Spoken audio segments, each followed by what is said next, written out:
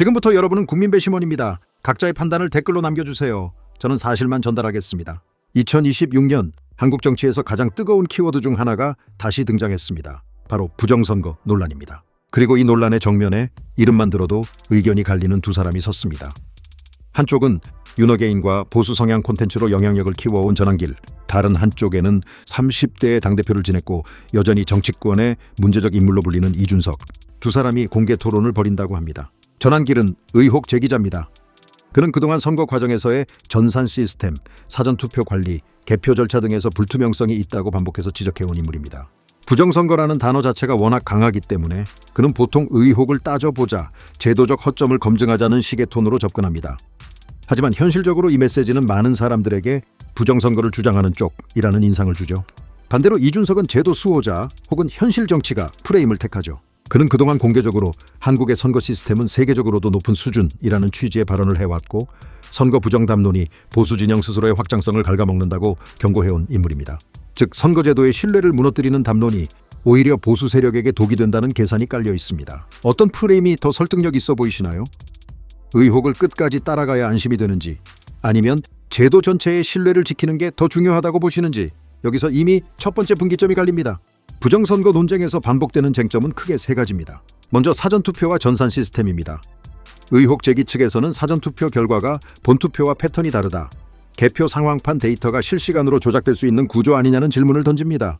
이에 대해 제도 수호 측은 사전투표는 특정 지지층이 더 많이 이용하는 특성이 있어 패턴 차이는 자연스럽다. 개표 시스템은 다중검증 구조로 되어 있고 전국 단위 조작은 사실상 불가능하다고 반박합니다. 다음은 개표 절차의 투명성 문제가 있죠. 의혹 제기 측은 일반 시민이 전 과정에 완전히 접근해서 검증하기 어렵다, 현장에서의 작은 위법 편법 가능성들이 누적되면 어떡하냐고 묻습니다.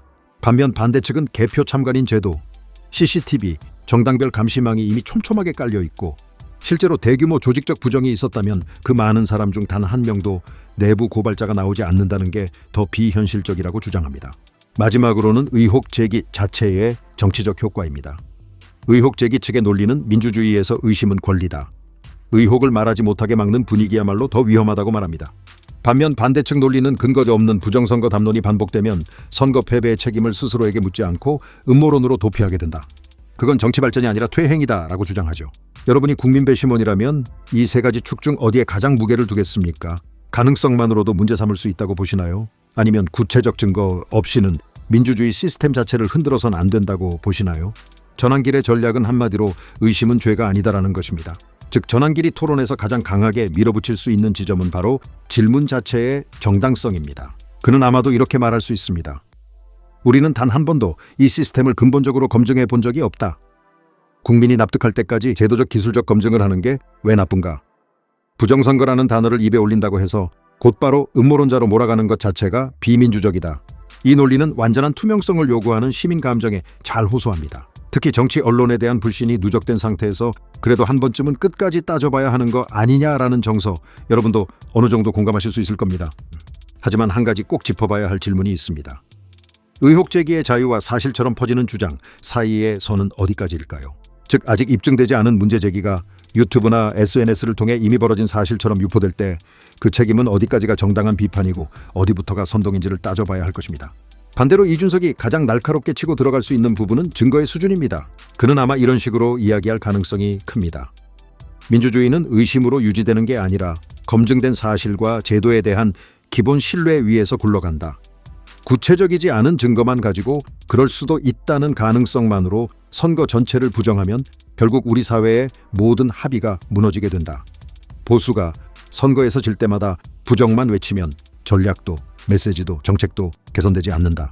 이 논리는 책임 정치와 현실 정치를 중시하는 사람들에게 설득력을 가집니다. 그리고 이런 질문을 여러분에게 던지게 되겠죠. 실제 법원 판결, 선관위 자료, 국제 기준 등을 종합했을 때 한국 선거제도는 신뢰할 만한가? 시스템 전체를 의심할 만한 실증적 증거가 지금까지 나왔는가? 여러분은 어떤 대답을 하시겠습니까? 불신이 크니 제도를 갈아엎어야 한다 쪽인가요? 아니면 불신이 크더라도 제도는 사실로 검증하며 개선해야 한다 쪽인가요? 여러분이 이 토론을 보는 국민 배심원이라면 다음 세 가지를 꼭 체크해 보셨으면 합니다. 먼저 팩트와 해석을 구분하는가입니다. 두 사람이 제시하는 통계, 판결, 제도 설명 중 무엇이 사실이고 무엇이 해석인지 나눠보세요.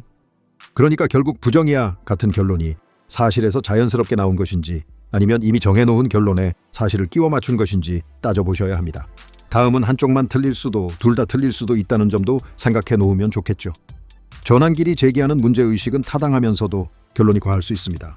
이준석이 말하는 제도 신뢰로는 합리적이지만 동시에 제도가 가진 실제 허점 취약성을 과소평가할 수도 있습니다. 즉 누가 100% 옳은가가 아니라 누가 어디까지는 맞고 어디부터는 과장인지를 보는 시각이 필요합니다. 마지막으로 감정보다 구조를 보는 균형이 필요합니다. 특정 진영을 좋아하거나 싫어하는 감정은 잠시 내려놓고 이 논쟁이 우리 선거제도와 민주주의에 어떤 결과를 남길까를 생각해 보세요. 반복되는 음모론이 시스템 신뢰를 무너뜨릴지 혹은 치열한 검증이 오히려 제도를 더 건강하게 만들지 장기적인 결과를 상상해 보셔야 합니다. 여러분은 전환길에 끝까지 의심하고 검증하자는 목소리에 좀 더 공감하시나요?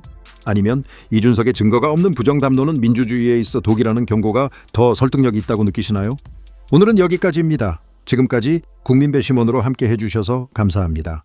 여러분이라면 이 토론에서 누구의 손을 들어줄지 그리고 그 이유는 무엇인지 각자의 편견을 댓글로 남겨주세요. 이상입니다.